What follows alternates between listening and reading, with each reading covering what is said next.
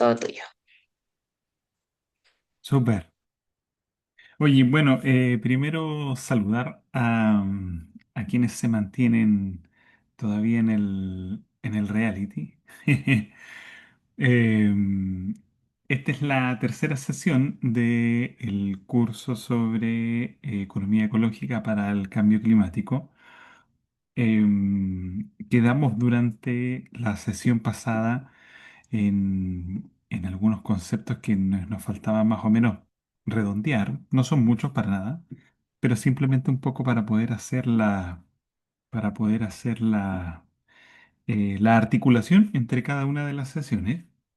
Eh, a modo de resumen, esperando si es que se conectan generalmente alguien más. Nosotros comenzamos este curso con una primera sesión sobre cambio climático. Vale la pena destacar que el cambio climático no es el único problema ambiental que nosotros nos toca enfrentar. De hecho, hay un muy buen curso, si es que ya terminó, por lo menos se está impartiendo en este momento sobre la triple crisis ambiental. eh, si alguno de nosotros también sigue más o menos el marco de límites planetarios, no sé si les suena, probablemente se ha tocado en alguna otra clase. eh, Menciona al menos 9 a 10 tipos de problemas que como sociedad tenemos que hacer frente en términos ecológicos. O sea, ya sea la acidificación del océano, la depleción del ozono, ¿cierto? La pérdida de biodiversidad. Y el cambio climático es uno de tantos problemas. Em, Increíblemente nuestro rol, el rol antropogénico, es parte de la mayoría de ellos. O sea, por lo menos desde que, no sé si pudiésemos hacer una distinción desde el Holoceno, ¿cierto? En el cual gran parte de las catástrofes o manifestaciones más significativas del sistema terrestre eran producto de las mismas interacciones de la dinámica de los subsistemas climáticos. Em, ya desde este periodo más o menos pre y post revolución industrial, nosotros representamos una fuerza tan importante como el océano, una fuerza de cambio. Y me encantaría poder decir que somos una fuerza de cambio para bien. Pero por lo menos los datos y la evidencia nos muestra que pareciera ser que estamos inclinados más hacia el otro lado de la balanza. Entonces partimos directamente este curso con algunas ideas de cambio climático, identificando la atribución muchas veces o el rol que nosotros tenemos en este cambio climático, la atribución antropogénica. Mencionamos por qué gran parte de nuestras actividades económicas participan en la emisión de gases de efecto invernadero. Estas se refuerzan, o sea, el trabajo es directamente acumulativo.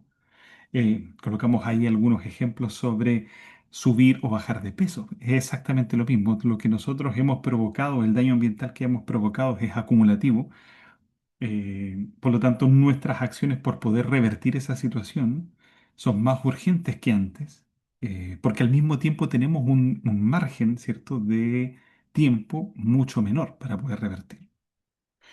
Dijimos que el pensamiento sistémico era una de las principales herramientas también para poder aprender del cambio climático.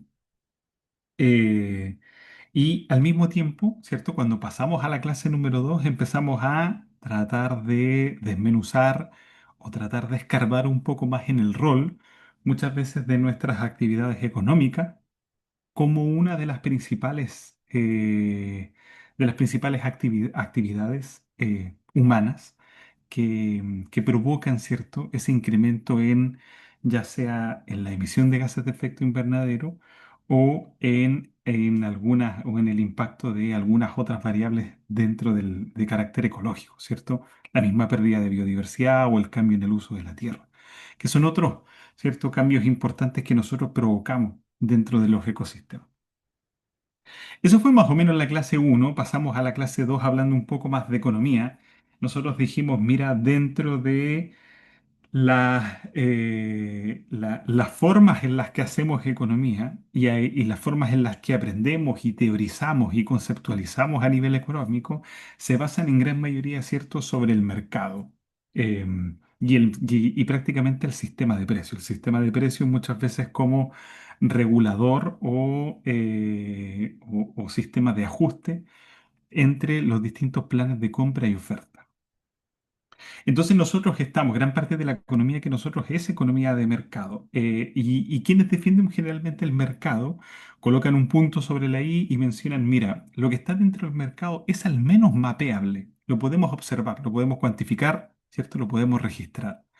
Entonces eso nos da una idea de cuánto es el nivel de economía que nosotros generamos como sociedad, cuánto es el nivel de producción, cuánto es el nivel de consumo, el consumo de los hogares, el consumo generalmente de las empresas, las inversiones de las empresas, el consumo de los gobiernos, por ejemplo, cuáles son nuestras relaciones con el resto del mundo entre exportaciones e importaciones. Entonces, en algún momento dijimos, mira, el mercado es el principal cuerpo teórico muchas veces del sistema económico. ¿Es el único sistema que nosotros utilizamos para hacer economía? No, claramente no. O sea, nosotros hacemos economía de muchas maneras diferentes, de muchas configuraciones diferentes, pero gran parte de esas configuraciones nosotros no las vemos, no las mapeamos. Entonces, si ya tenemos una idea de cuánto impacto ambiental generan nuestras actividades económicas, que sí podemos asociar a partir de lo que observamos, es mucho más difícil observar el daño generalmente ambiental que generan las actividades económicas que nosotros no observamos. Entonces, en algún momento cuando, a partir de lo que sí podemos mapear, ¿cierto? Todo lo que no estaba dentro del mercado, nosotros lo definimos o generalmente se define como falla de mercado. Y dentro de todas las fallas de mercado, una de ellas era la externalidad. Eh, una actividad que a partir de la interacción de dos agentes, ¿cierto? Que en este caso puede ser de la producción y el consumo, de un oferente y un demandante, genera una actividad, genera un impacto en un tercero, genera un efecto en un tercero. Y eso es relevante porque si bien la externalidad no tiene un apellido como externalidad negativa, gran parte de las actividades económicas que tienen impacto en un tercero son externalidades negativas. Y gran parte de las actividades económicas que tienen un impacto en nuestro entorno, en nuestro medio ambiente, son conceptualizadas generalmente como externalidades, ¿cierto?, negativas o fallas ambientales. Desde la economía, ¿qué es lo que generalmente se hace? Bueno, es decir, mira, el sistema de precio es el núcleo, es el corazón, entonces gran parte de las herramientas y de los instrumentos que yo puedo, ¿cierto?, emplear mediante el análisis económico es mediante el sistema de precio. Entonces, si yo tengo una empresa que efectivamente por producir plástico, por producir algún tipo de derivado del petróleo, por producir algún componente, qué sé yo, algún tipo de fertilizante para la tierra, algún tipo de agroquímico, va a provocar un daño en el tercero, va a provocar un daño en el tercero y la lógica es decir, oye, dado que provoca un daño en un tercero, X, ¿cierto? ¿Cómo nosotros podemos, cómo nosotros podemos considerar que la empresa, ¿cierto?, integre ese daño en sus costos de producción o en sus precios de venta? Entonces, gran parte de las fallas de mercados ambientales se introducen o se reintroducen intentando considerar ese costo social. Entonces, se le generan muchas veces multas por contaminación. Se le genera multas por cierto tipo de impuestos por la emisión de gases contaminantes. Se le generan, por ejemplo, algún impuesto por cuotas de producción, algún tipo de sanciones o penalizaciones. Cuando, por ejemplo, hay algunas empresas que extraen más recursos o más producto del que debiesen extraer, ¿cierto? Generalmente en los casos, muchas veces, pesqueros. Entonces, dentro de todas estas herramientas, nosotros dijimos, mira, nos hace sentido, creo que son útiles, no solucionan directamente todo el problema, porque finalmente que la mayoría de las actividades económicas que generan un daño ambiental en nuestro contexto de cambio climático, que generan una importante cantidad de emisiones de gases de efecto invernadero, yo con la mejor de las intenciones, ¿cierto? Incremento la fiscalización, incremento las sanciones, incremento las cuotas de lo que ellos pueden realizar, impongo impuestos, ¿cierto? Subsidio otro tipo de tecnologías más limpias, por ejemplo, como el que en este momento está el cambio en los calefactores, ¿cierto? Promover un sistema diferente del sistema leña y hay un subsidio en el cual uno puede postular para poder hacer el recambio material. Entonces, gran parte de esas herramientas son importantes, complementan, nos dan una idea, pero no solucionan directamente, ¿cierto? Nuestro problema. Y gran parte de estas herramientas continúan operando bajo una lógica de lo que nosotros llamamos generalmente crecimiento económico. Y estoy seguro que no importa el momento, no importa cuándo, no importa dónde, si ustedes abren alguna noticia de ya sea a través del diario financiero, de la sección de economía del EMOL, no importa en qué momento, si es ayer, si va a ser mañana, si es dentro de estos minutos, abran cualquier noticia y no van a encontrar probablemente en el corto plazo nunca una noticia que diga que necesitamos menos crecimiento económico. Todas las noticias van a apuntar generalmente a un titular como este. Pueden hacer la prueba, pueden ustedes googlear crecimiento económico Chile y va a haber una buena cantidad de información mencionando que necesitamos más crecimiento y hay otra cantidad de información que va a decir estamos completamente estancados, no podemos estar manteniendo esas tasas de crecimiento económico. Pero ese crecimiento económico sigue siendo incrementar el nivel de producción de la economía. El crecimiento económico es la variación porcentual de lo que nosotros hicimos en producción, en valor económico, en un tiempo determinado, de un año a otro. Entonces, si nosotros durante el año 2025, en la total producción que nosotros hicimos en el sector agrícola, en el sector de la construcción, sector manufacturero, en el sector pesquero, en el sector de servicios, hizo un total de 1.000 millones de pesos, ¿cierto? Y al año 2026 nosotros llevamos, qué sé yo, 2.000 millones de pesos, crecimos económicamente un 100%. Es directamente la variación porcentual. Pero bajo la lógica bajo la lógica de la economía ecológica, lo que nosotros rápidamente identificamos de que una unidad de crecimiento adicional, una unidad de producción adicional, implica, ¿cierto? Implícitamente una unidad más de materiales, de recursos, y una unidad más, ¿cierto?, de energía. Por lo tanto, materiales que se van a transformar nuevamente en un producto terminado que si ese producto no tiene un pensamiento de diseño, terminará al menos una buena parte directamente en algún vertedero o en algún relleno sanitario, ¿cierto? Con un uso radicalmente limitado, un uso posterior, y gran parte de la energía que nosotros utilizamos para generar ese producto se va a disipar y se va a perder, ¿cierto? Directamente por la entropía. Entonces, una unidad de crecimiento económico adicional implica, ¿cierto?, una cantidad mayor de materiales y una cantidad mayor de energía.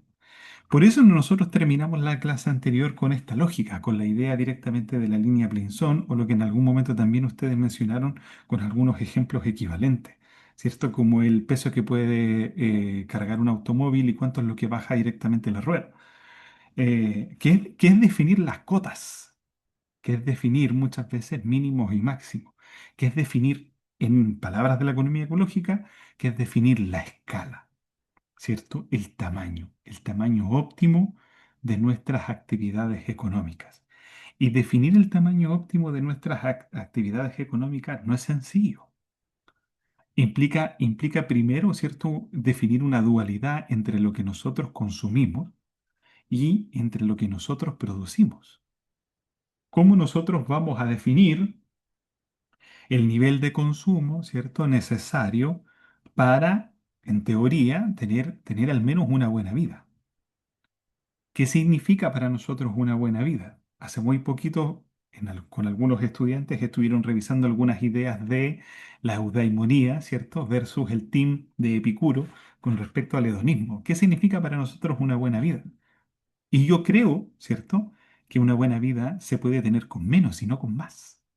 Porque finalmente si uno cree en esta visión eudaimónica del bienestar, esta visión media aristotélica, nos dice que el florecimiento humano, ¿cierto? Se logra principalmente por vivir una vida con sentido, vivir una vida con propósito. Versus el team hedonista, Epicuro, que creía que la adquisición, que la acumulación era principalmente uno de los, o al menos dentro de los principales objetivos. del bienestar humano o de la felicidad humana. Entonces, implica para nosotros como sociedad definir, bueno, cuánto es el nivel de recursos y energía que necesitamos para poder vivir una vida, ¿cierto? Que nos permita cubrir no solo nuestras necesidades mínimas, el piso mínimo, sino que al mismo tiempo tener una buena vida. Y eso implica contrastarlo con los sistemas de producción. Implica decir, vale, ¿cuál es la oferta total de producto? ¿Cuál de esa oferta total de productos, cierto, vamos a tener que limitar? Entonces, son preguntas que son difíciles y que generalmente dentro de la misma economía ecológica lo que nosotros buscamos, ¿cierto?, es primero intentar desinflamar. Así esta cuestión es relativamente obvia. Vivimos en lo que en algún momento consideramos esto como economía inflamada. ¿Cierto? Una inflamación, si es que nosotros no les damos el tiempo necesario y no volvemos a retomar y a pensar en cuál es la cantidad óptima de un cierto medicamento, de una cierta actividad física, algo que permita a nosotros descomprimir esa inflamación, y nosotros seguimos presionando, ¿cierto?, sobre la herida, en ningún momento vamos a desinflamar. Pasa más o menos lo mismo acá. Entonces, en ningún momento descomprimimos, en ningún momento tomamos un respiro. Y esa idea es, generalmente, es la misma que nosotros podemos pensar dentro de la misma economía ecológica. Por eso, y terminando esa clase 2, ¿cierto? Los principios que generalmente nos rigen son tres. Generalmente la literatura avanza con distintos tipos de principios, pero al menos de manera más agregada, y para que nosotros podamos definir y poder hacer una distinción con enfoques similares, es que nuestra primera preocupación siempre es la escala. Nuestra primera preocupación es definir el tamaño óptimo de nuestras actividades económicas. ¿Cierto? ¿Cuánto es efectivamente el nivel de recursos que nosotros necesitamos como consumo? ¿Cuánto es el nivel de energía que nosotros necesitamos? El tamaño óptimo. Y tenemos un territorio que provee de un cierto stock de energía, vale, ese cierto stock de energía es suficiente para poder lograr que gran parte de los territorios y las comunidades que viven alrededor de esa, no sé, de esa fuente energética puedan tener la energía suficiente para tener una buena vida. Entonces, si no lo es, ¿de dónde los vamos a sacar? De donde lo estemos sacando siempre generará un efecto rebote. Como yo como tenía un profesor que generalmente siempre mencionaba que para hacer tortilla hay que quebrar huevo. No, no hay otra manera. Pero definir la escala, ¿cierto? Es crítico muchas veces dentro de la economía ecológica. Lo segundo es que nosotros definimos, ¿cierto?, una preocupación y un principio que el mercado que el mercado no se ocupa, pero no se ocupa precisamente porque no quisiera, sino porque no fue diseñado para hablar de distribución, y que es efectivamente involucrarnos con una noción de justicia. O sea, primero vamos a definir el tamaño de la economía, luego vamos a saber si esa distribución de cómo nosotros distribuimos la producción y el consumo es justo. Vamos a pasar probablemente años en que definamos qué vamos a considerar justo para ti y justo para mí, porque tu idea de justicia puede ser muy diferente a mi idea de justicia. Y ahí hay distintas teorías: teorías de las capacidades, teorías del acceso a la ventaja, ¿cierto? Somos justos en el resultado, es decir, que a todos nosotros se nos eh, a todos nosotros necesitamos el mismo nivel de recursos para tener una buena vida, o somos justos en el proceso, ¿cierto? En el sentido de que yo debo garantizar que todos nosotros tengamos al menos, ¿cierto?, el acceso a las distintas oportunidades que pueden tener, y cada uno las puede aprovechar de distinta manera. ¿Qué aseguro yo? ¿El proceso o aseguro el resultado?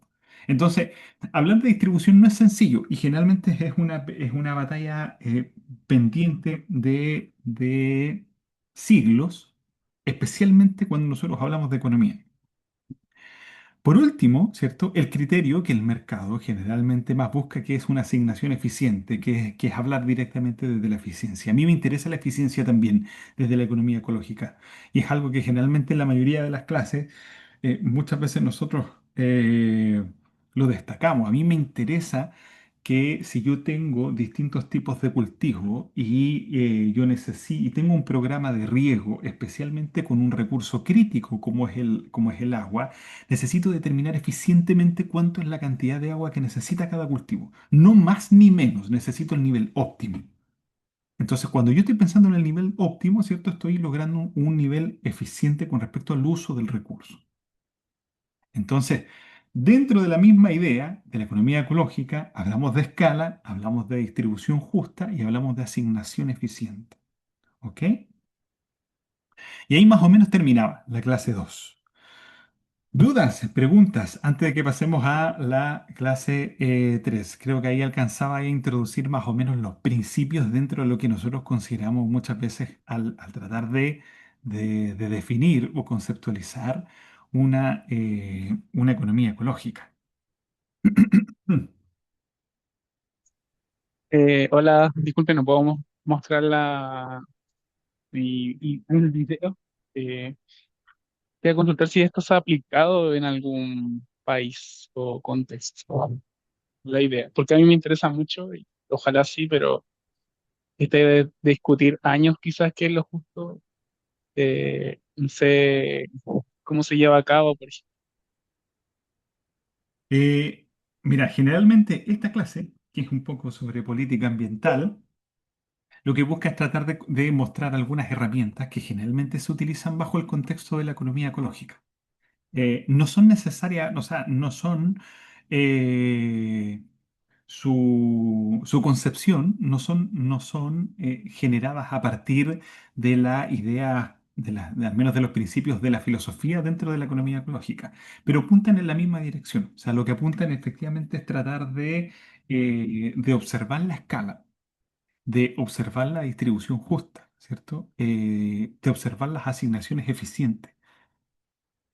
¿Qué modelo generalmente pudiésemos nosotros mapear o tener por lo menos como antecedente de que o estuviese cambiando gran parte de sus indicadores basados en el mercado o gran parte de sus indicadores dentro de la idea más tradicional económica? Generalmente son muy pocos. Generalmente son muy pocos. Hay algunas ideas, por ejemplo, en Sri Lanka, dentro del sur global, el sur asiático. Hay algunas ideas en Bután que ellos también, por ejemplo, promocionan, ellos también diseñaron este índice, si no me equivoco, este índice de felicidad bruta. Entonces tratan de cambiar el lente, de cambiar un poco el foco de análisis. Porque como partimos en un momento la clase, la idea de crecimiento, no importa dónde, tú lo puedes buscar directamente en las economías latinoamericanas, observar qué es lo que se está discutiendo generalmente en las economías occidentales. eh, es muy difícil encontrar una idea, ¿cierto?, en estos discursos de poscrecimiento, de decrecimiento, estos discursos de suficiencia, que sean adoptados de una manera radical. Entonces, esta es una transición y como generalmente menciono, la mayoría de quienes están interesados son carreras de largo aliento. Estas no son carreras de velocidad, estas son maratones. Eh, por ahí parece que había alguien más con una manita levantada. Priscila. Sí, hola Mauricio. Hola, Yo Priscila. te había dejado la pregunta en el chat, pero aprovecho la instancia para preguntarla. Va más como en la línea de lo que preguntó, de lo que estabas contestando, Ujú. de esto de si hay indicios de que la economía actual o occidental está haciendo estudios, está cuestionando esto de esta definición de que crecimiento igual aumento de producción, igual aumento de uso de recursos, etcétera.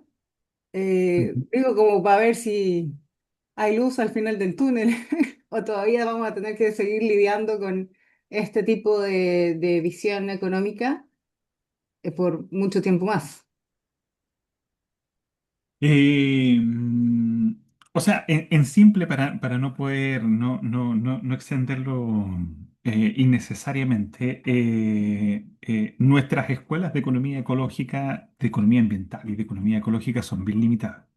En Chile, en Latinoamérica, Hay buenos ejemplos en algunos países occidentales porque probablemente, y hay distintos movimientos que emergen de allá porque si uno mira la atribución, ¿cierto? Con respecto al daño ambiental, o sea, la relación, ¿cierto? Es más o menos directa. Entre quienes son generalmente países con niveles de desarrollo mucho más grandes y al mismo tiempo con un daño en distintos ecosistemas de manera mucho más pronunciada. Entonces, son limitadas aún. Gran parte de estas ideas son limitadas aún. Si nosotros salimos un poco de la economía y nos inundamos un poco más en las ciencias sociales, en las ciencias de conservación, en las humanidades, desde la antropología, desde la sociología, desde la historia, desde algunas perspectivas de la psicología ambiental, también llevan sus propias carreras. O sea, hay distintas disciplinas que han avanzado considerablemente y probablemente han avanzado mucho más que lo que ha hecho la economía propiamente tal. Una buena parte de los enfoques fuera del mercado son trabajos de la antropología económica. O sea, la gran parte de los estudios, muchas veces de la antropología social, de cómo nosotros podemos pensar en todo lo que está fuera directamente del mercado, proviene mucho más de la sociología, la antropología, de la historia, más que directamente desde la economía. Entonces, por eso es que es importante entender cómo generalmente nosotros nos articulamos con otro tipo de disciplina para poder pensar en estos pensamientos sistémicos, estos pensamientos interdisciplinarios que nos permitan a nosotros avanzar con una agenda real, tratar de correr una maratón en conjunto, ¿cierto? Generalmente no recuerdo el nombre que tiene este tipo de carrera, donde uno se coloca, va pasando va pasando una especie como de bastón, ¿cierto? Donde corre uno, ¿cierto? Completa su parte y le pasa el bastón al otro maratonista y que tiene que correr nuevamente y así sucesivamente. Este es un trabajo así. Eh, entonces, amplifica eso muchas veces como por la idea más amplia. Entonces, mientras más rápido nosotros nos acerquemos a estos enfoques y vayamos aprendiendo qué herramientas tenemos disponibles, generalmente vamos a poder inundar esto de manera más rápida. ¿Ok? Eh, ¿Qué tengo por acá? Posta. ¿Posta? ¿Posta sí? ¿Sí? Vale. Política ambiental.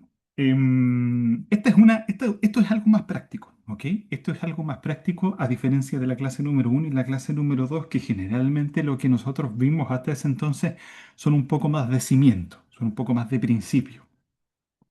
Me quedan muchas cosas fuera del tintero, pero ya hacia la última clase yo me comprometí a entregarles estas PPT, entregarles algunos libros, probablemente entregarles algunos otros apuntes que los pueden guiar y que ustedes pueden seguir profundizando ya después con mucho más libertad. Eh, Estos no son todos los instrumentos de política, pero son instrumentos de política y son distintos tipos de métodos y distintos tipos de herramientas que están disponibles y de las cuales nosotros podemos aprender, ¿cierto? Podemos capacitar y podemos introducir en, ya sea en nuestras organizaciones sociales, si alguno de nosotros es profesor, si es profesor o profesora, si alguno de nosotros trabaja directamente con monitoreo ambiental, si alguno está directamente en la política pública, son algunas de las ideas y algunas herramientas que existen y que generalmente, ¿cierto?, no las abordamos con mayor profundidad. Partimos con el índice de desarrollo humano, que generalmente es uno de los índices más utilizados. Este es un índice que lo trabaja las Naciones Unidas y estoy seguro que en más de alguna oportunidad ustedes lo han visto o ustedes han visto el informe de desarrollo humano. Entonces, cuando se inicia el índice de desarrollo humano, lo que busca es tratar de tener una medida generalmente complementaria a la medida de Producto Interno Bruto con el cual se calcula el crecimiento económico. Entonces, quienes discuten generalmente el índice de desarrollo humano, si no me equivoco, incluso uno de quienes los arquitectos es Amartya Sen,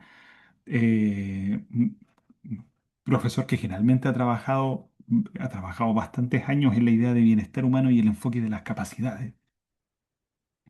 Y lo que menciona es que, mira, no podemos tener solo una medida económica, ¿cierto? Tenemos que intentar capturar al menos otras dimensiones del bienestar que son importantes para poder concretar alguna medida en específico.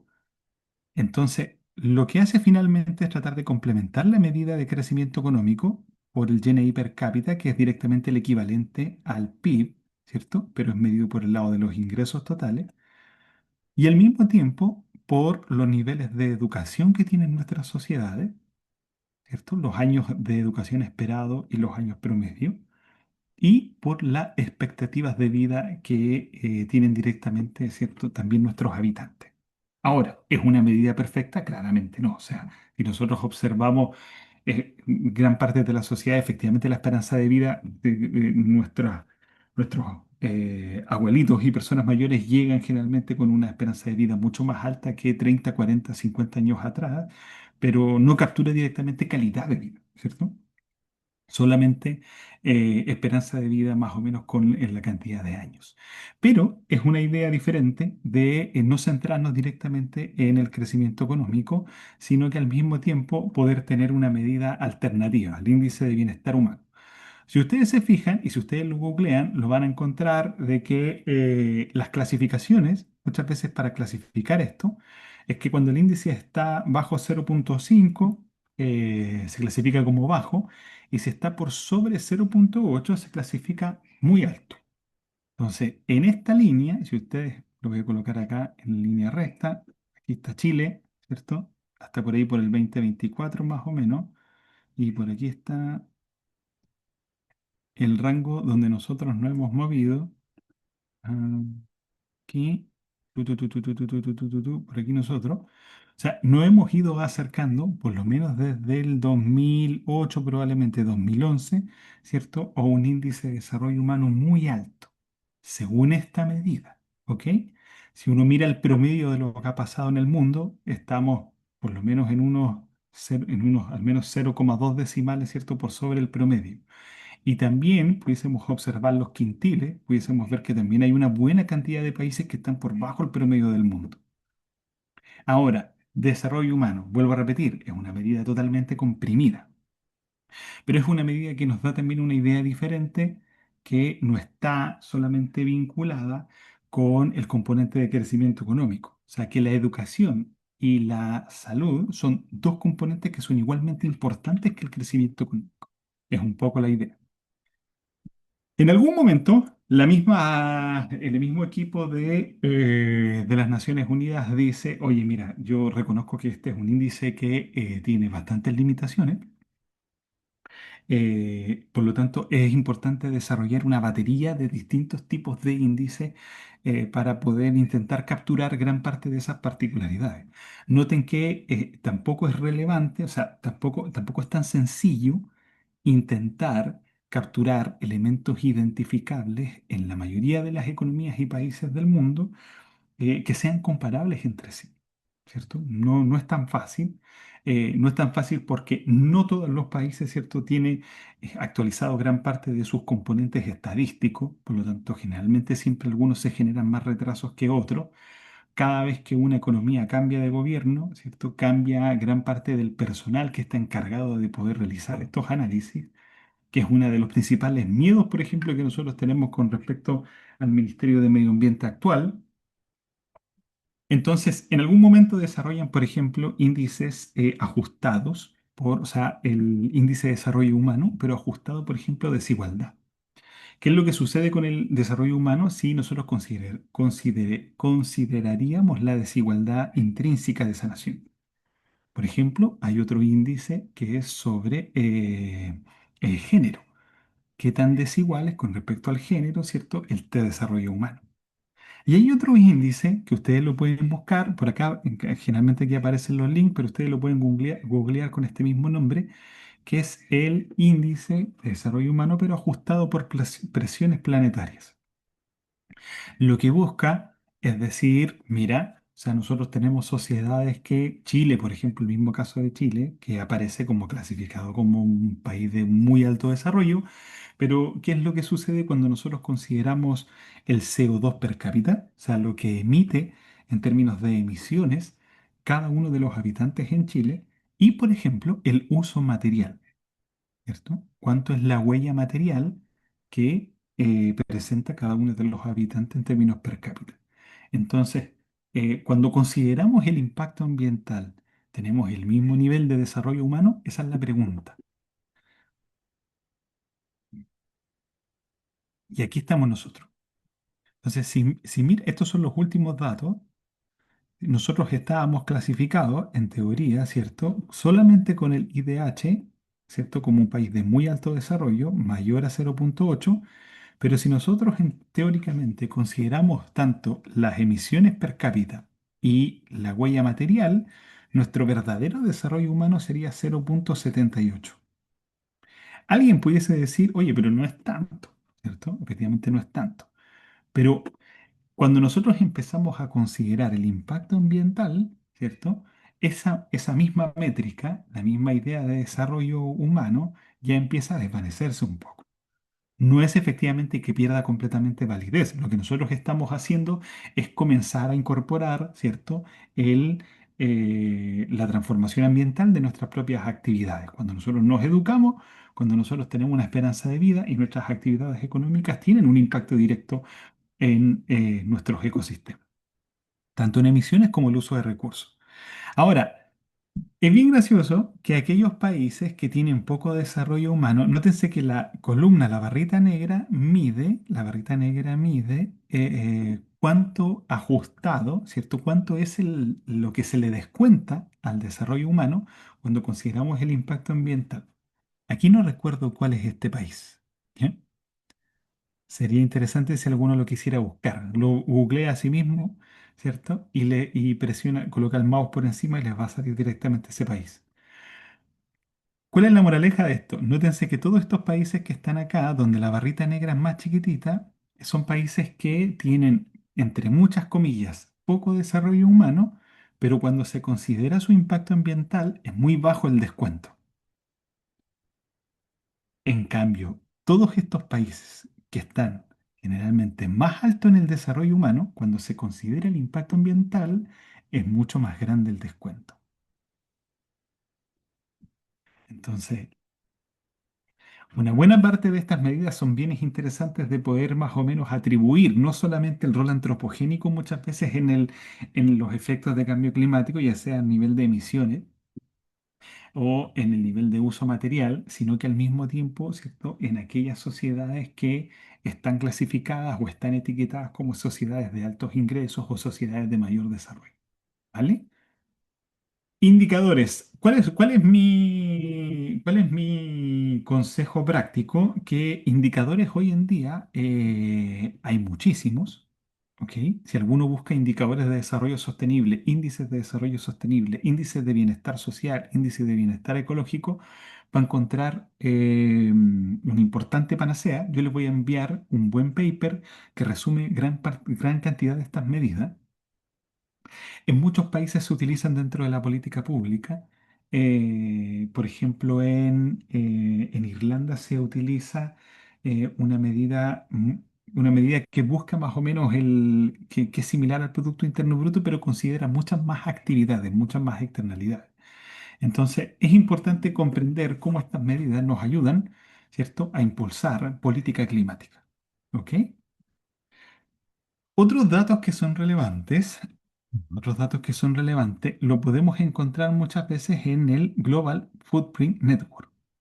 Estoy seguro que más de alguna vez ustedes han escuchado, nosotros hace muy poquito salió la noticia, que nos comimos nuevamente todos los recursos que el país puede generar. Estamos en sobregiro ecológico. Eh, y que somos directamente uno de los primeros países en Latinoamérica en caer en sobregiro ecológico. Es decir, la demanda por sobre nuestros ecosistemas, ¿cierto? Es más grande que la capacidad que tienen estos ecosistemas para poder regenerarlo. Estoy mirando el chat. En fin, no considere que la estación indicadora es un indicador de carbono. Sí, sí. Muy buena pregunta esa. La intentamos abordar un poquito hacia el final. Aumento del impacto ambiental también. IDH está directamente relacionado con el aumento del impacto ambiental. Y lo pueden buscar directamente en las mismas medidas del desarrollo humano. Cuando nosotros hablamos de sobregiro ecológico, ¿cierto? Para poder ponerlo en simple, lo que estamos, ¿cierto? haciendo es una comparación entre lo que puede, ¿cierto? Proveer un ecosistema, lo que puede proveer un ecosistema, siempre y cuando mantengamos ciertas condiciones que le permitan regenerar su propia tasa, ¿cierto? De recursos, y lo que nosotros extraímos de él, ¿ok? Entonces, para poder hacer esta medida, lo que generalmente se utiliza es que todo el sistema terrestre y aquellos sistemas marinos que son generalmente utilizados también por los sistemas productivos, se estandarizan por hectáreas, ¿cierto?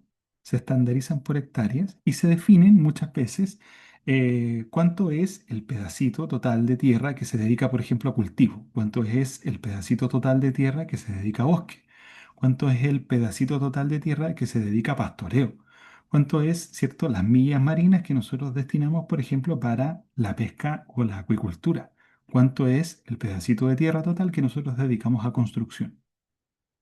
Entonces se hace una estandarización directamente por hectárea. Y esas hectáreas se piensan, ¿cierto? Se estima una cierta capacidad de proveer un cierto recurso. Y si esa capacidad se mantiene relativamente estable, ¿cierto? Yo puedo estimar cuánto bosque, por ejemplo, me genera una hectárea X, ¿cierto? Durante un año. ¿Cuánto cultivo me genera una hectárea durante un año? ¿Cuántos animales, cierto? Yo puedo, no me gusta esta palabra, pero es más o menos lo que ocurre, ¿cierto? Que se reproducen muchas veces en un determinado espacio. Entonces, yo puedo intentar estimar y a ciertas consideraciones, si es que esa superficie se maneja adecuadamente, voy a obtener cuánto es, ¿cierto? La escala adecuada de esa superficie. Eh, y la extracción es todo el producto que yo saco directamente de esa hectárea, que es directamente, ¿cierto?, la demanda ecológica o la huella ecológica. Entonces, si ustedes buscan directamente en el data de Footprint Network, Global Footprint Network, van a encontrar este gráfico, ¿cierto?, que muestra el sobregiro ecológico en Chile y uno puede hacer distintas comparaciones sobre qué es lo que ha pasado, por ejemplo, desde 1990 hasta el 2024. Entonces, si ustedes se fijan, de todo este tramo de aquí, desde 1965 hasta más o menos aquí, todo este trecho, que está en verdecito, lo que nos dice es que la biocapacidad, lo que produce, ¿cierto?, biológicamente bien una hectárea, ¿cierto?, es mayor a su demanda. O sea, todo lo que nosotros hemos sacado durante ese periodo de tiempo está dentro de el nivel adecuado que permite la tasa de regeneración de ese recurso. ¿Dónde está el problema? Desde el 2000, aproximadamente 2005 en adelante, la demanda, todo lo que nosotros hemos sacado directamente de esos ecosistemas, ¿cierto?, es mayor a la capacidad que tiene ese ecosistema de proveerlo. Entonces, lo que en algún momento teníamos a favor una biocapacidad, ¿cierto? La biocapacidad, la oferta era mayor a la demanda, por lo tanto teníamos un valor positivo con respecto a la reserva ecológica. Lo que tenemos hoy en día es que la oferta es menor a la demanda, ¿cierto? Lo que tenemos es un sobregiro o un déficit. Entonces, ¿a qué quiero llegar con este tipo de medidas? ¿Cierto? Que probablemente tampoco lo sorprendan a ustedes. Que cuando yo empiezo a aprender sobre la huella ecológica, yo puedo intentar también hacer estimaciones a nivel local. O sea, yo puedo ir a distintos tipos de territorio, ¿cierto? Intentar mapear gran parte de los ecosistemas que son productivos, comprender su dinámica, ¿cierto? Y observar si es que la biocapacidad es mayor o menor a la demanda ecológica que tiene directamente esa superficie. Entonces, esto me da una idea de qué tan sobrecargados ecológicamente nosotros estamos o cuánta presión ejercemos sobre nuestros ecosistemas. Entonces, si ustedes googlean directamente esta página y googlean en Chile, se van a dar cuenta que nosotros necesitamos a la tasa actual, al nivel de consumo actual, para satisfacer el total de demanda, cerca como de 2 planetas aproximadamente, 2 coma tantos planetas, más o menos, en términos de recursos. O sea, si todas las personas en el mundo consumieran en teoría, por eso, ojo con esto, porque es súper importante comprender que aquí hay un efecto distributivo no menor. Yo recuerdo haber estado hablando de biocapacidad y demanda ecológica una vez en un seminario local en una comunidad en Puerto Montt. Entonces yo voy y digo que si todos los habitantes del planeta vivieran como lo hace el habitante de Chile promedio, necesitaríamos alrededor de 2,5 planetas. Y gran parte de los habitantes que estaban ahí me tiraron tomates y manzanas porque dijeron, oye, pero aquí te estáis saltando por alto quiénes son efectivamente los que están consumiendo. Entonces, por eso, cuando nosotros empezamos a desagregar esto y a hacer investigación de esto a nivel local, es mucho más fácil, ¿cierto?, poder estimar los cambios en el sobregiro ecológico cuando yo considero biocapacidad y huella ecológica. Tomar un poco de mate. Ese es biocapacidad y huella ecológica. Una medida alternativa y que generalmente se utiliza bastante y se está utilizando principalmente porque los registros han mejorado considerablemente. eh, Me perdí. Lo de los dos planetas es en Chile o en todo el mundo. Si todos los habitantes del planeta consumieran como lo hace Chile, según estos datos, necesitaríamos al menos 2,5 planetas aproximadamente.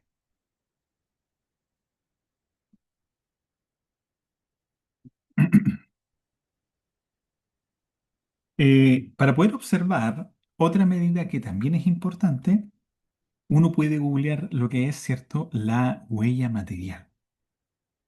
Y hay una muy buena base de datos que viene también de las Naciones Unidas y sobre el panel de recursos. ¿Ok?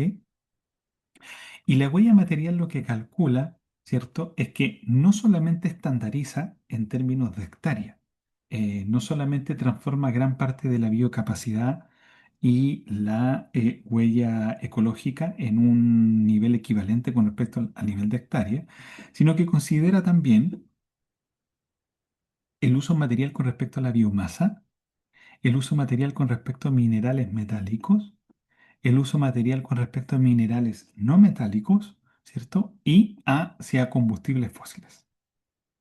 Entonces, ustedes anticiparán que nosotros, al ser un país pequeño, ¿cierto? Dedicado en gran porcentaje a la minería, nuestra huella material es altísima, principalmente por estos dos componentes, minerales metálicos, minerales no metálicos y también algunas especies de fósiles. Entonces, ¿qué puede hacer uno, ¿cierto? Entrar directamente al panel y lo que va a encontrar, déjenme ver si lo tenía por acá, no, no lo tenía puesto por acá. Lo que va a encontrar, ¿cierto? Es la data para Chile aproximadamente desde, no sé si 1990 en adelante, parece que está más o menos hasta el 2024, donde van a poder encontrar, por ejemplo, cuánto es lo que se extrae, ¿cierto? A nivel doméstico. ¿Cuánto es generalmente lo que se consume a nivel doméstico? ¿Cuánto es lo que se consume de esa extracción?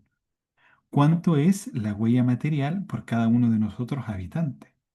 ¿Cuánto es, por ejemplo, la productividad de ese material? Entonces, si uno grafica, ¿cierto? Y lo que está acá puesto en la curva más grande es directamente la extracción material de Chile desde 1990 hasta 2022. Entonces, obviamente, como le mencionamos a un principio, nosotros somos un país minero. Gran parte de nuestra economía se basa directamente en la extracción.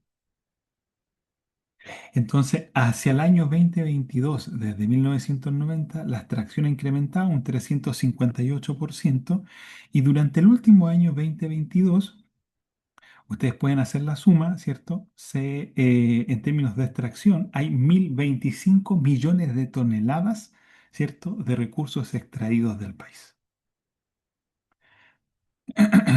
No suena muy alentador. Eh, ¿Cuál es la principal diferencia? Ojo con esto, porque y esto es bien entretenido para quienes generalmente, o por lo menos que también es importante hacer la distinción. que la extracción doméstica es muy diferente a la huella material. La extracción doméstica está enfocada generalmente en la oferta. O sea, es cuánto, ¿cierto?, de algún recurso. ¿Qué tipo de recurso? Algún recurso de biomasa, de minerales metálicos, de minerales no metálicos o de combustibles fósiles, ¿cierto? Se extraen en el lugar de origen. Pero la huella material es quien se lo come. La huella material, ¿cierto?, es la tasa de consumo. Entonces, si ustedes se fijan acá, aquí hay una distancia importante entre la extracción, ¿cierto?, y el consumo de esa extracción. Entonces, todo este espacio es diferencia, todo este espacio es recurso que no se está, ¿cierto?, consumiendo directamente en nuestro país, sino que se está consumiendo afuera. Y uno puede hacer el comparativo entre la huella material y la extracción doméstica y va a encontrar, ¿cierto? Si es que uno divide este análisis por los distintos países, va a encontrar directamente lo que está por aquí, lo que nosotros mencionamos en un principio, estos países, todos estos países. Y, paradójicamente, todos estos países presentan una extracción doméstica muy baja versus una huella, ¿cierto? Una huella material muy alta. Una buena parte de estos países concentra una extracción muy alta, pero una huella material más baja. ¿Ok? Eh, Esto lo pueden buscar directamente ustedes. Es bien entretenido descargar las series. Generalmente, a mí que me gustan los datos, soy bien ñoño con este tipo de cuestiones. Entonces, uno los puede buscar y los va a encontrar. Y no solamente aparecen este tipo aparecen mucho más indicador y también un poco más desagregado. ¿Ok? Si nosotros miramos en el mismo gráfico, en este mismo modelador, uno también puede observar cómo ha ido cambiando, ¿cierto?, la tendencia con respecto a las emisiones. Y si ustedes se dan cuenta, nosotros efectivamente, por ser una economía generalmente mucho más pequeña, nuestra tasa de extracción material es mucho más grande del daño que nosotros hacemos en emisiones. Pero ojo, eso no quiere decir que no hagamos daño en emisiones. Y al mismo tiempo, gran parte de la extracción, ¿cierto?, material está directamente involucrado con el nivel de emisiones que nosotros generamos. Entonces, en palabras simples, nosotros pudiésemos pensar cada hoyo nuevo que nosotros hacemos con respecto a la minería, ¿cierto? Estamos liberando también toneladas de CO2. Entonces, destruir gran parte de nuestros ecosistemas por búsqueda de distintos tipos de materiales, ¿cierto? Tiene una relación directa con la cantidad de emisiones. Lo que hay que calcular ahí, efectivamente, es el factor de emisión. No es lo mismo quemar un combustible fósil, ¿cierto? Que estar quemando petróleo líquido o que estar quemando a ciertos distintos tipos de perforaciones en el suelo. ¿Ok? No necesita apostar una producción secundaria, terciaria, aportar productos elaborados y una materia prima, inversión en tecnología. Claro. Eh, un buen registro de emisiones, un buen registro de emisiones y que están por lo menos hasta el 2022, los encuentran acá, ¿cierto? Lo encuentran acá en el SNI, ¿cierto? Que es el Servicio Nacional, ay, lo olvidé cuál es el acrónimo de SNI. Pero son aquellos que efectivamente, aquí está, po, el Sistema Nacional de Inventarios. El Sistema Nacional de Inventarios de Gases de Efecto Invernadero. Y ellos siguen una metodología que es del Panel Intergubernamental de Cambio Climático. Ya, este es un trabajo que generalmente, aunque ustedes no lo crean, hacerlo bien cuesta un montón, porque requiere no solamente intentar identificar todas las fuentes de todos los datos de actividad económica, ¿cierto?, que están vinculados directamente con el nivel de emisión, sino que al mismo tiempo intentar determinar cuál es el factor de emisión equivalente. Y los factores de emisiones son muy variables, cambian radicalmente entre la actividad y la zona geográfica. Y esto es bien gracioso porque nosotros, nos guste o no, como somos un país geográficamente muy heterogéneo, ¿cierto? Con ecosistemas y biomas muy distintos, entre lo que tenemos directamente en el norte, lo que tenemos en el centro, en el sur y en la zona austral. los factores de emisión, ¿cierto? Cambian también radicalmente. Entonces, este es generalmente trabajo de chino y quienes están directamente en este tipo de metodologías y de contabilidad eh, se valoran un montón porque la desagregación que alcanzan a hacer es una desagregación muy detallada. Si ustedes ingresan directamente a la página del SNI, ¿cierto? SNI, si ingresan acá, ay, qué pesado. Ese. Van a poder encontrar, ¿cierto?, las distintas medidas de tendencia nacional, pero también, aquí no alcanza a aparecer en la imagen, pero van a encontrar la tendencia regional. Y la tendencia regional no estoy seguro, pero los datos están actualizados desde 1990, al parecer hasta el 2022, lo que también da un buen trecho, un buen margen para observar cómo han cambiado las emisiones en nuestro país. A partir de las metodologías, ¿cierto?, del panel intergubernamental de cambio climático. Miren, yo aquí hice un pantallazo, pero se ve horrible. Yo sabía que esto no se iba a ver muy bien. Voy a intentar a ver si lo puedo agrandar un poco. Voy a cortar un poco aquí mi pantalla para poder hacer un poco de zoom. Ya, no sé si se alcanza a ver que estoy haciendo zoom. ¿Sí? No sé. Ustedes me pueden confirmar si es que se está Sí, haciendo. se ve. ¿Sí?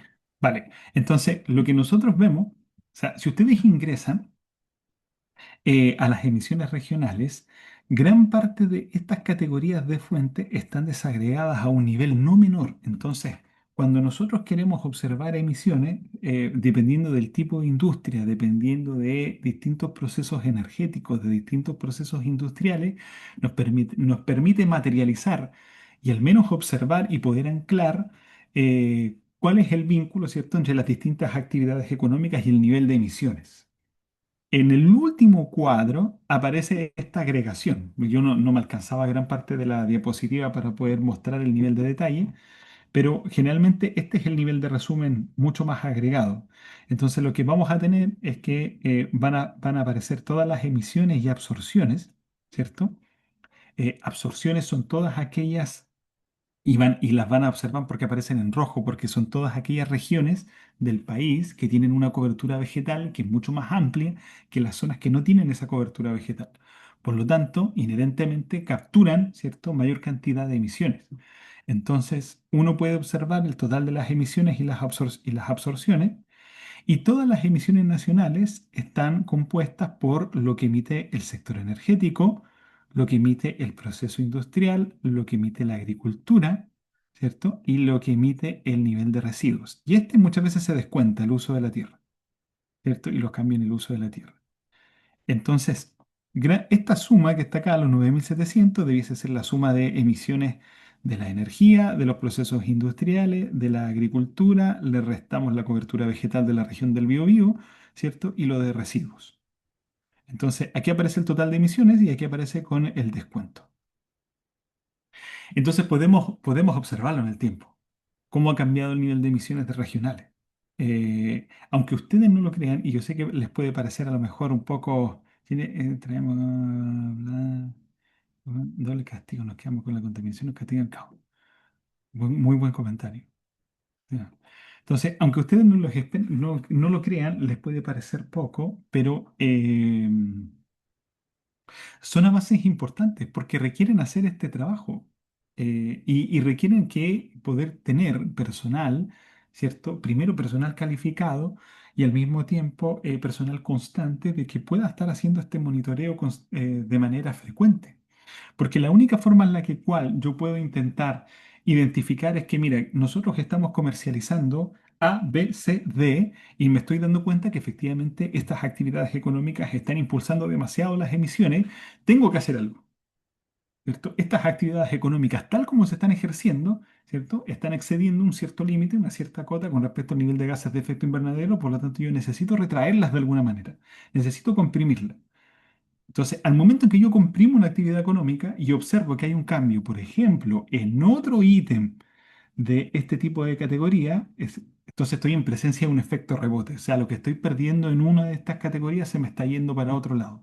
Ese monitoreo es súper importante para nosotros tener una idea efectivamente de cuál es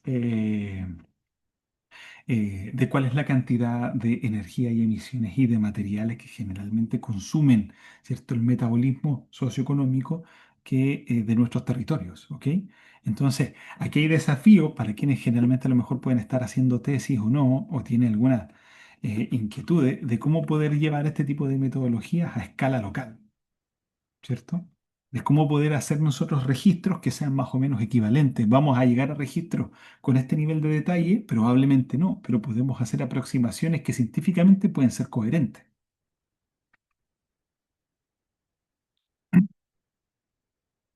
Ya, hasta ahí cómo van. Creo que vamos avanzando relativamente bien. Preguntas, dudas, comentarios. Por ahí leí algunos comentarios bien entretenidos. ¿Cómo van? ¿Se va más o menos entendiendo qué tipo de herramientas tenemos disponibles para poder hacer ese juego, ¿cierto? De poder identificar, observar el nivel de materiales, el nivel de energía, el nivel de emisiones, que son preocupaciones que necesitamos dentro de la misma economía ecológica. Parece que hay una manito levantada, ¿no, Viviana? Sí, muchas gracias, profesor. Bueno, aquí nada más me surge una duda. Por Cuéntame. ejemplo, cuando hablábamos de el día de sobregiro de la Tierra, usted ¿Ok? nos explicaba sobre la biocapacidad, que es la capacidad que tiene el planeta para poder regenerar los Ujú, recursos en un año. Pero entonces, en el caso de la oferta, esa sería la oferta que nos hace el planeta, la biocapacidad. Y la ujú, demanda es nuestra huella ecológica, es decir, cuántos recursos nosotros extraemos.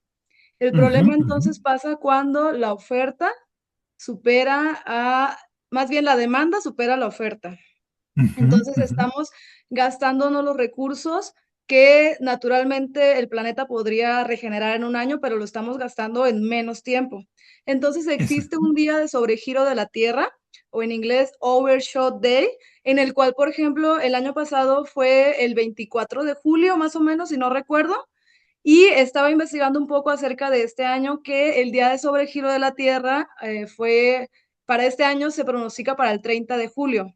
Es decir, hace un año fue el 24 de julio y este año es el 30 de julio, pero también por ahí bueno, hay un gráfico Ujú. de donde podemos ver, por ejemplo, el impacto desde 1971 a 2025, que ese día de sobregiro de la Tierra se está recorriendo cada vez más. Por ejemplo, en 1971 ese día de sobregiro fue en diciembre, a finales de diciembre. Y si vemos una gráfica, podemos ver que pues se va recorriendo hasta, por ejemplo, ahora a mitad de año. Es decir, que nos estamos gastando los recursos antes, o sea, antes siquiera que se acabe el año y es como si estamos viviendo a crédito prácticamente. Y muchos a lo mejor escépticos digan, bueno, pero es que todavía tenemos recursos, todavía no se acaban, si eso así fuera, porque es que todavía tenemos. Y el punto aquí es hacer conciencia de que entonces nosotros tenemos que pensar en las generaciones futuras que todavía no están aquí en este planeta. Ese es el gran problema, que no estamos pensando a futuro. Pero entonces, profesor, mi pregunta puntual es, si el día de sobregiro de la Tierra de hace un año fue el 24 de julio y para este año es el 30 de julio, esto implica que entonces estamos haciendo bien las cosas, que realmente sí estamos aplicando, por ejemplo, los ODS o estamos en camino a cumplirlos. No sé, quisiera saber su punto de vista, porque, bueno, hay una gráfica que es lo podemos googlear así como Overshot Footprint Network, es de la ONU, me parece, y entonces ahí se ve esa gráfica, ¿no? Que vamos cada vez más acercándonos a mitad de año y si no hacemos un cambio de hábitos, pues imagínense que el día de sobregiro de la Tierra en algún punto llega a ser a inicios de año, entonces eso ya sería como una crisis muy grave. Pero entonces aquí, profesor, quisiera saber cuál es su opinión sobre si el año pasado fue, por ejemplo, el 24 de julio y este año es el 30, entonces, ¿qué quiere decir? Que estamos por buen camino, que estamos haciendo bien las cosas. Muchas gracias. Muchas gracias, Viviana. Hay una síntesis muy acertada de todo lo que menciona, así que gracias también por ese comentario. Eh, Mira, los efectos son acumulativos. En un momento cuando nosotros hablamos de cambio climático y hablamos sobre el forzamiento radiativo, nos tomamos años lo voy a decir de esta manera, nos ha tomado mucho tiempo destruir nuestros ecosistemas. Entonces, es muy probable que nos tome también mucho tiempo, ¿cierto? Poder regenerarlos adecuadamente. Entonces, si nosotros llevamos años, ¿cierto? Donde el sobregiro o el déficit es mayor al superávit, el déficit es mayor a la reserva, y recién hoy, este año, tenemos una diferencia, por lo que tú mencionabas, de a lo mejor probablemente de 6 días, ¿cierto? Desde el 24 de julio al 30 de julio, me dice muy poco. Seguimos en julio, ¿cierto? Como tú bien mencionas, en algún momento este día estaba en diciembre. Pero seguimos en la última semana de julio, que es del 24 al 30 del 24 al 30 de julio. Entonces, eh, ne- si bien nosotros podemos intentar decir, oye, mira, son 6 días, pero son 6 días importantes para nosotros, claro, podemos intentar impulsar esa idea. Estadísticamente necesitamos mayor cantidad de datos, mayor cantidad de que pase una mayor cantidad de tiempo para poder ver si este cambio es sostenido y no es más que un cambio coyuntural X o incluso algún error en la medición. Porque esto tampoco, porque también esto está afecto a que si bien hay ciertos protocolos para poder estimar la biocapacidad de un ecosistema, también depende de distintos tipos de factores y de distintos tipos de supuestos, donde yo generalmente bajo un modelo estimo, ¿cierto?, si es que el stock de este ecosistema, si, qué sé yo, un bosque, si yo sé que el stock que yo necesito para que el bosque se regenere año a año es mantener 100 árboles, ¿cierto? Como mínimo, 100 árboles como mínimo, pero para que año a año se genere un árbol extra. Y yo efectivamente tengo solamente, mi demanda es de un árbol, ¿cierto?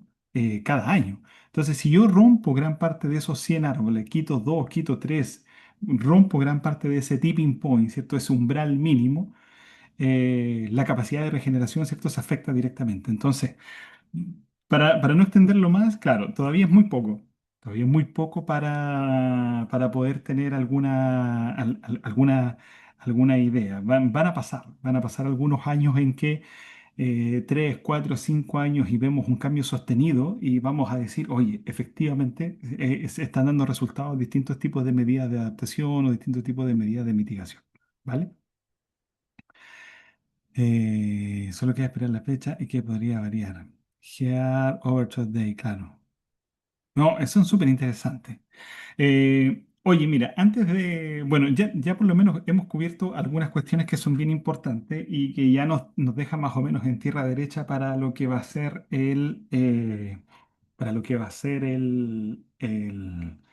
la última clase, la última sesión. Creo que alcanzamos a cubrir una buena cantidad de temas.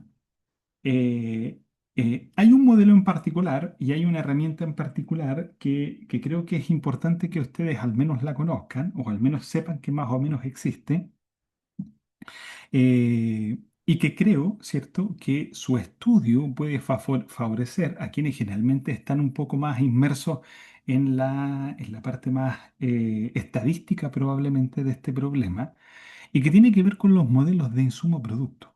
¿Ok? Y los modelos de insumo-producto son modelos que tratan de contabilizar y mapear gran parte de las interacciones económicas en una economía, ¿cierto? Primero, las interacciones o los flujos interindustriales y los flujos hacia la demanda final. Voy a explicar algunas de esas cosas, pero para que no se enreden ni se atormenten con lo que estoy diciendo. Antiguamente, en los modelos de insumo-producto, ¿cierto? Estaban muy limitados por temas de datos. Entonces, era muy difícil hacer comparaciones, era muy limitado lo que nosotros podíamos intentar encontrar. Pero hoy en día tenemos más información. Entonces, en algún momento, por ahí por el 80, si no me equivoco, un poquito más, generalmente se hace una de las principales contribuciones, que es tratar de anclar el flujo económico, ¿cierto?, con el nivel de recursos o con el nivel de emisiones.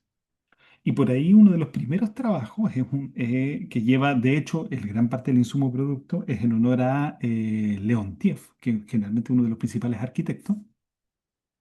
Y uno de sus primeros trabajos es sobre contaminación ambiental, su contaminación atmosférica.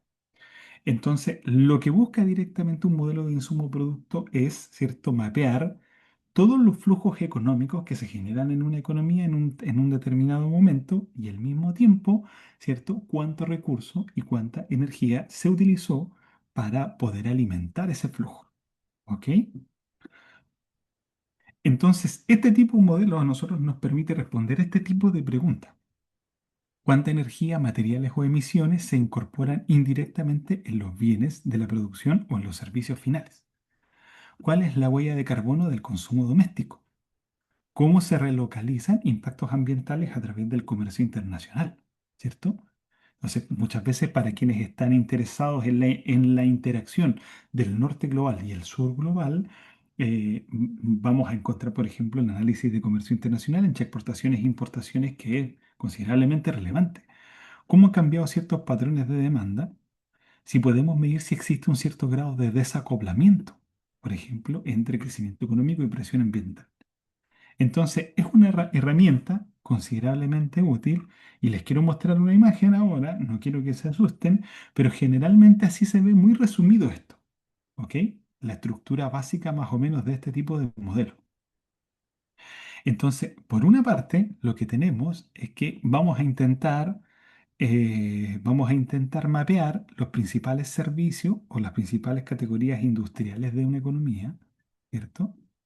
Eh, y al mismo tiempo algunas características sobre el valor añadido de esos flujos económicos.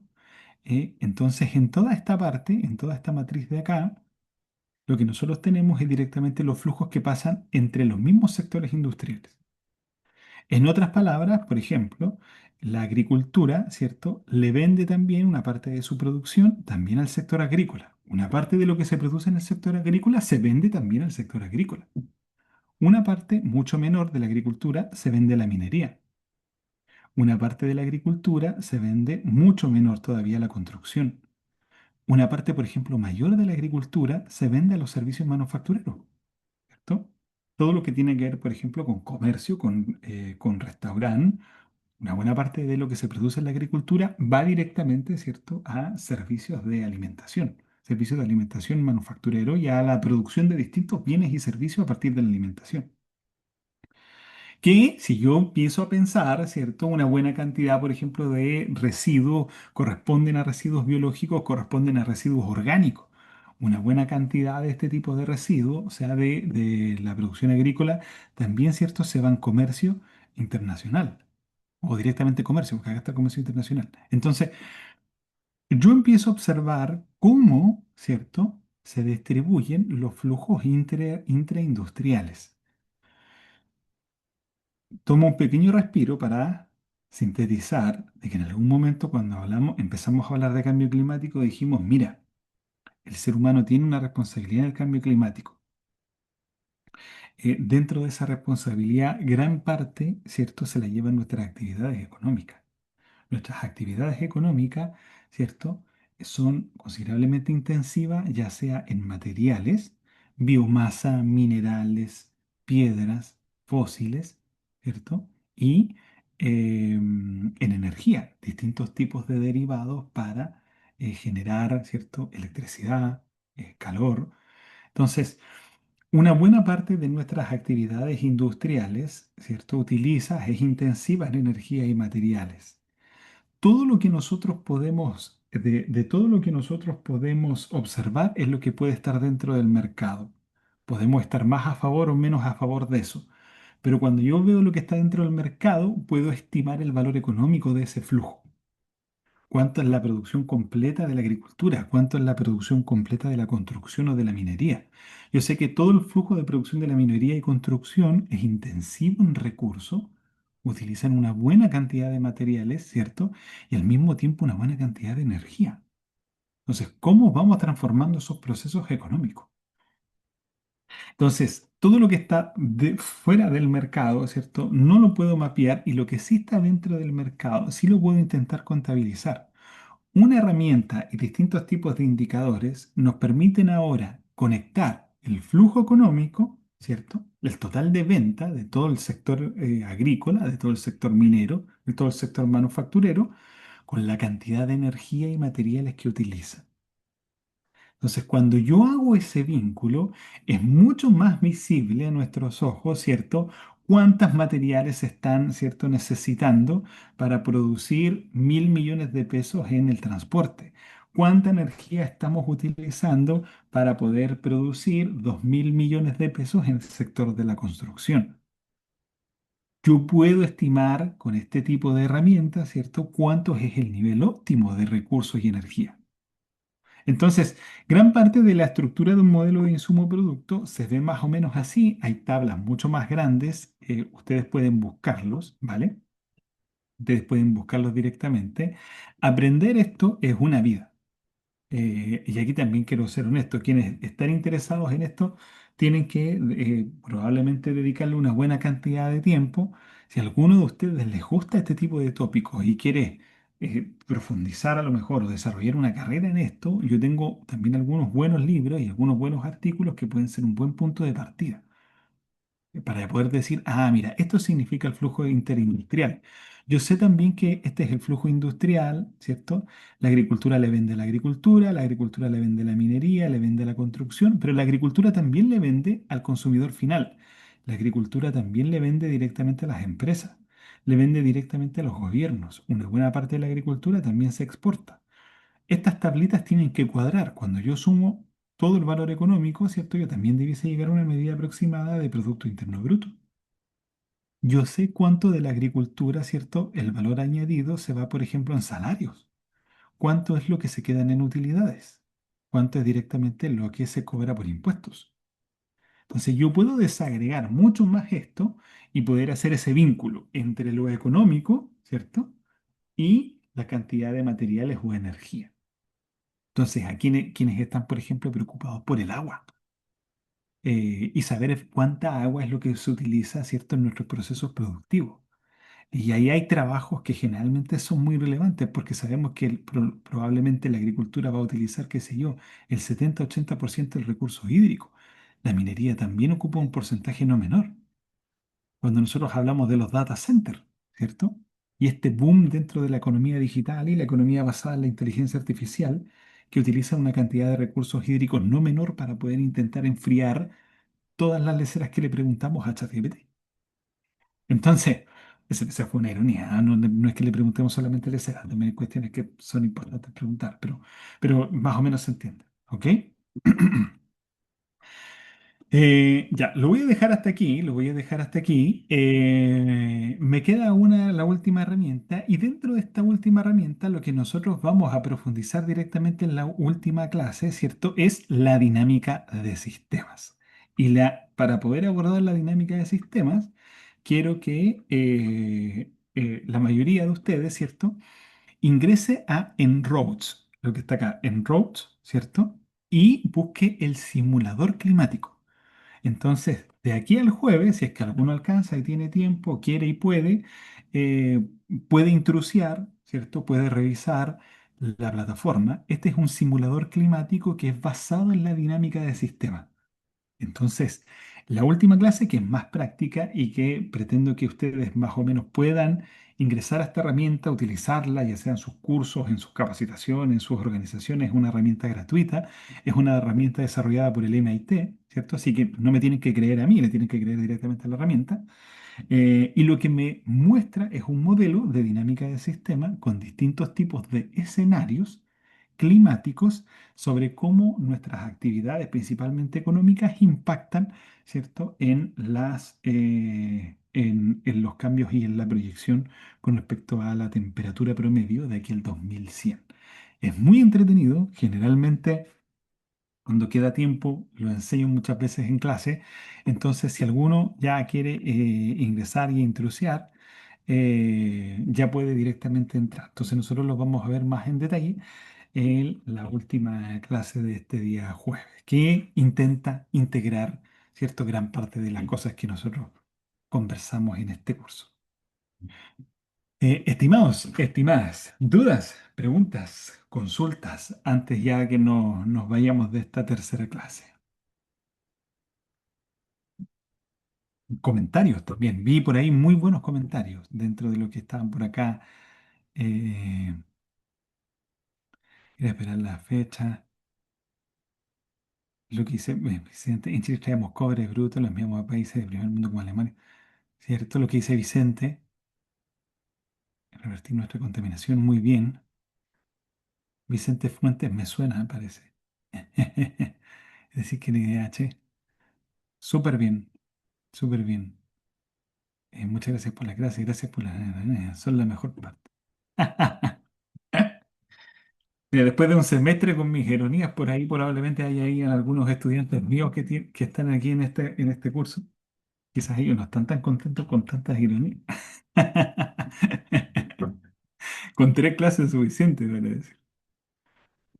Vale, si no hay más preguntas, o sea, si no hay más comentarios, yo dejo la clase hasta acá.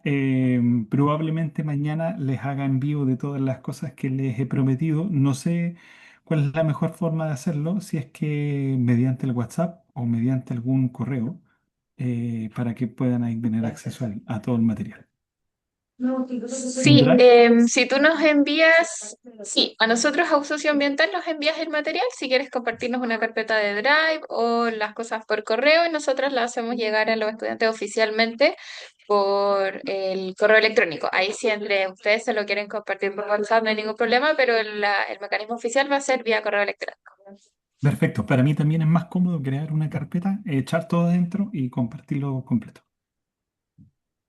Súper, Súper, muy agradecido a todos los valientes que llegaron a la tercera clase y ya nos vemos estos días para la última sesión. súper. Muchas gracias, Mauricio, por tremenda clase como siempre y muchas gracias a todos y a todas también por haber venido y nos vemos entonces el jueves. El jueves. Igual, que Muchas estén muy bien. Un gracias. abrazo para todos y todas. Chao, chao. Chau, chau. Esto lo cambio como...